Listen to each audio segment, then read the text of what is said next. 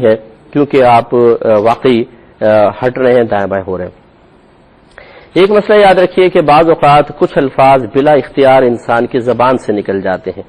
جیسے کہیں درد ہے جسم میں ایک دم یوں ہو گیا، جیسے رکوع میں جا رہے ہیں، سجود میں جا رہے ہیں تو الفاظ غیر اختیاری طور پر نکل گئے، یا شدید کھانسی ہے کسی شخص کو اور کھانسی میں ایسے الفاظ بن گئے، تو یہ اس قسم کے جو مجبوراً غیر ارادی طور پہ زبان سے نکلتے ہیں اور واقعی کسی صحیح عذر کی بنا پہ نکلتے ہیں، یہ معاف ہوتے ہیں۔ لیکن اگر کوئی انسان جان بوجھ کر ایسے الفاظ نکالے، یعنی وہ کنٹرول کر سکتا ہے، وہ ایسے الفاظ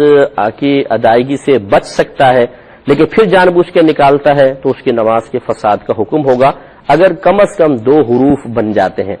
جیسے مثال کے طور پہ چھینک آئی،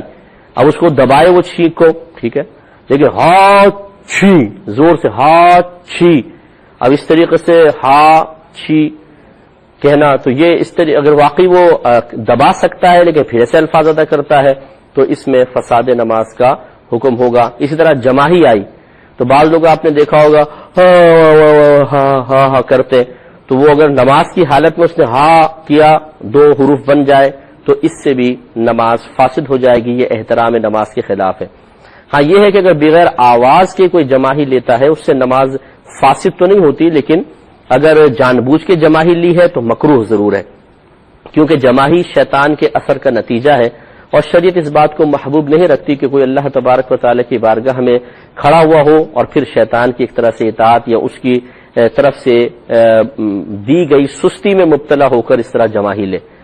اور اگر غیر ارادی طور پر اچانک آئی اور وہ اس کو توجہ نہیں رہی اور پھر اس نے جماہی لے لی ہے، آواز وغیرہ نہیں نکلی، تو پھر اس میں کراہت اتنی نہیں ہوتی، پھر بھی اس کو دبانا چاہیے، منہ نہ کھلے، کوشش کرے، لیکن یہ زیادہ سے زیادہ اگر کراہت پیدا بھی ہوگی تو مکروہ تنزیہی ہوگی۔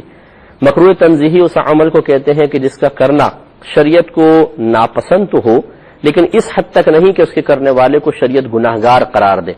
اس لیے تھوڑا سا ہمیں کوشش کرنی چاہیے کہ حالت نماز میں اللہ تبارک و تعالیٰ کی بارگاہ میں کھڑے ہوتے ہوئے حتی الامکان بالکل سکوت کے ساتھ نماز ادا کریں، اور کوشش کریں کہ ہم ایسی کوئی حرکت نہ کریں جس سے نماز کے فساد کا سبب بن جائے۔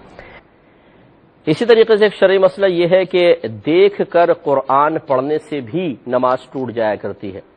یہ عند الاحناف ہے، ہمارے نزدیک ٹوٹ جاتی ہے، امام شافعی رحمۃ اللہ علیہ کے نزدیک دیکھ کے نماز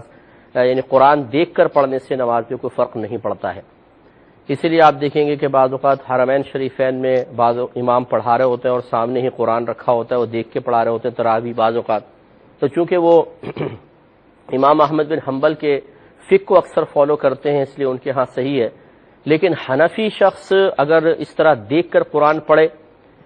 اور زبان سے پڑھے، ایک تو ہوتا ہے کہ جیسے سامنے دیوار پہ کچھ لکھا ہوا ہے، انسان مثلا با جماعت نماز پڑھ رہے تھے، نگاہ اڑ گئی اور دل میں اس کو پڑھنے لگے، تو اس سے نماز فاسد نہیں ہوگی،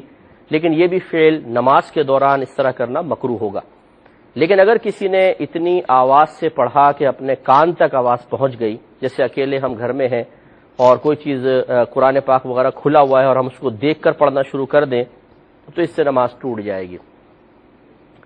اسی طریقے سے یاد رکھیں کہ آپ نماز ادا کر رہے تھے اور کسی نے کوئی بات پوچھی اور آپ نے جواب کے قصد و ارادے سے اس کو جواب دے دیا تو نماز فاسد ہو جائے گی۔ جیسے مثال کے طور پر جواب سے بس سمجھ لیں نماز فاسد ہوتی ہے، اصول بنیادی یہ ہے، تو کسی نے اگر آپ کو سلام کیا اور آپ نے جواب دے دیا نماز ٹوٹ جائے گی۔ ایسے ہی اگر کسی نے کوئی غم کی خبر سنائی، کسی کو سنا رہا تھا کہ بھئی اس طرح ہو گیا، آگ لگ گئی، فلاں ہو گیا، اور آپ نے کہہ دیا انا للہ و انا الیہ راجعون، جواب کے قصد و ارادے سے نماز ٹوٹ جائے گی۔ اسی طرح کسی نے آ کے خبر دی مبارک ہو آپ کا وہ کام ہو گیا، اور ہم جواب کے قصد و ارادے سے نماز میں کہیں الحمدللہ تو نماز ٹوٹ جائے گی۔ ایسی اگر کسی کو چھینک آئی اور اس نے الحمدللہ کہا اور ہم نے جواب کے قصد و ارادے سے یرحمک اللہ کہہ دیا، اس سے بھی نماز ٹوٹ جائے گی۔ تو خلاصہ کلام یہ ہے کہ اگر کوئی ہم سے کوئی بات کرتا ہے اور ہم جواب کے قصد و ارادے سے اس کو کچھ جواب اتنی آواز سے دے دیتے ہیں کہ ہماری آواز خود ہمارے اپنے کان سن لیں تو اس سے نماز فاسد ہو جائے گی۔ اچھا، اب ایک یہ بات یاد رکھیے کہ جیسے آیت درود بعض اوقات کوئی پڑھ رہا ہے مثلا ان اللہ و ملائکتہ یصلون علی النبی یا ایھا الذین آمنوا صلوا علیہ وسلموا تسلیما، تو جسے نمازی حضرات ہوتے ہیں عادت ہوتی ہے جیسے یہ سنتے ہیں تو فوراً بلند آواز سے درود شریف پڑھتے ہیں. تو اب اگر کوئی نماز میں تھا، کسی نے آیت درود پڑھی اور اس کی زبان سے اس طرح درود پاک نکل گیا، تو اس میں اب دو مسئلے ہیں کہ کیا یہ اس کے جواب کے ارادے سے پڑھ رہا ہے، اگر ایسا ہے یعنی درود شریف پڑھا تو نماز فاسد ہو جائے گی،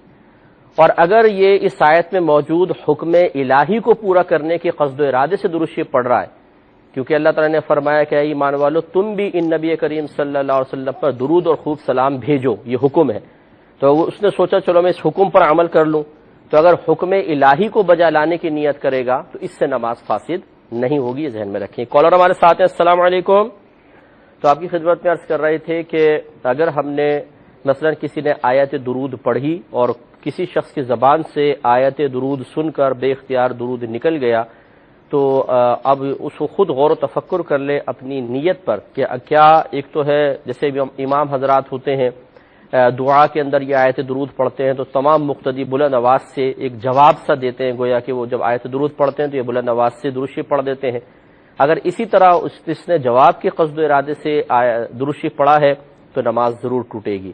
لیکن اگر اس نے اللہ تبارک و تعالی کے اس حکم کی فرما برداری کرنے کا قصد و ارادہ کیا ہے جو اس آیت درود میں موجود ہے، تو پھر نماز کا فساد نہیں ہوگا.